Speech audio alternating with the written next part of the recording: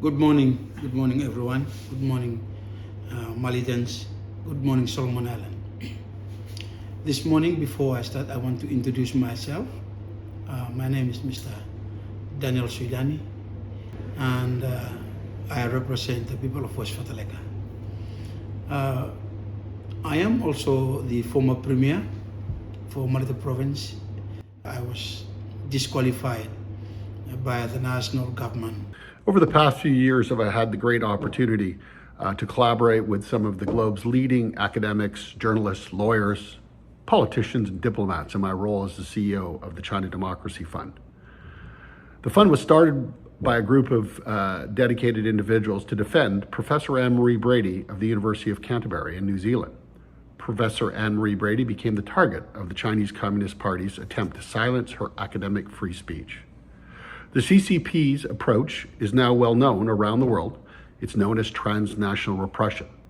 A similar but even more insidious operation is being taking place in the Solomon Islands, a strategic location. We have seen a very huge influence from CCP in Solomon Island politics. People didn't want China anymore.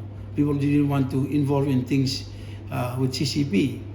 He supported continuing the Solomon Islands relationship with Taiwan over the government's move to switch diplomatic recognition to the People's Republic of China.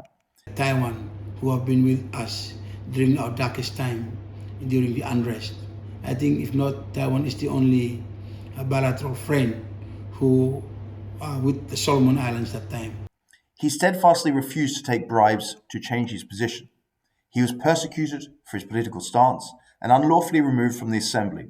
Like Anne-Marie Brady, we need your help to support my friend and colleague Daniel Suidani, who is the former premier of the Malaita Province in the Solomon Islands. He has faced defamatory attacks as well as being removed from his job simply because he opposed the corruption and the partnership that China had offered up to the former Prime Minister Sogavare and his Minister of Foreign Affairs. As the leader of the Solomon Islands, he was a great fighter for freedom and a great friend of the United States and the free world. The Chinese Communist Party has sought to unseat him. Now they're working to make him pay for fighting for freedom by draining him of financial resources with these lawsuits. The court system in Solomon Islands is quite expensive, so that is one of the difficulties that we are facing at the moment. Daniel is fighting for freedom and democracy. His case now at the High Court, which saw him removed both as premier but also as a member of the legislature, is unconstitutional. And if left to stand, speaks to the ability of those in power to remove anybody that should oppose their agenda. That's not how a democracy works. That's a tyranny.